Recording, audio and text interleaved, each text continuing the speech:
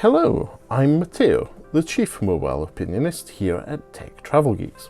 And in this video I will show you how to get your back button on the Google Pixel 9 Pro XL. The methodology I'll use is quite common to Google Pixel devices, but should work with any Android device really. The menu options may be slightly different depending on which version of Android you're on, but the fundamentals should be all the same. If you have any questions, if you'd like to know more, please do leave us a comment in the section below and we'll do our best to get back to you. Anyway, Android recently, or the Google Pixel experience specifically, has gesture navigation. That means you will need to navigate around the operating system without having buttons at the bottom of your screen. Some people prefer having, in this case, gesture navigation turned off. So you can type gesture into the search bar in your settings system, and so you'll see at the bottom you have display and touch, gesture navigation.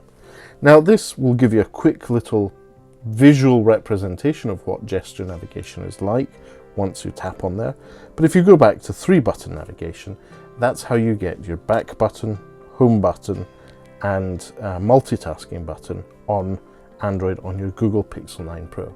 So that's the simple way of doing it. Just pull down from the notification shade, pull down again, go to settings to get to your system settings, and just search for gesture. Now, it's not the first series of options, it's under display and touch. Just be aware of that. So search for gesture, display and touch.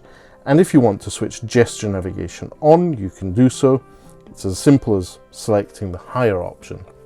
But if you want to switch it off, opt for 3-button navigation and get that back button back. I know that's a bit of a joke, but it is something a lot of people do prefer. Anyway, this was a quick tutorial on how to get your back button back or turn off gesture navigation on the Google Pixel 9 Pro. As I said, this is something that should work the same way with most versions of Android that have gesture navigation, and even if you update to the newer version of Android, that section of the menu shouldn't change too much.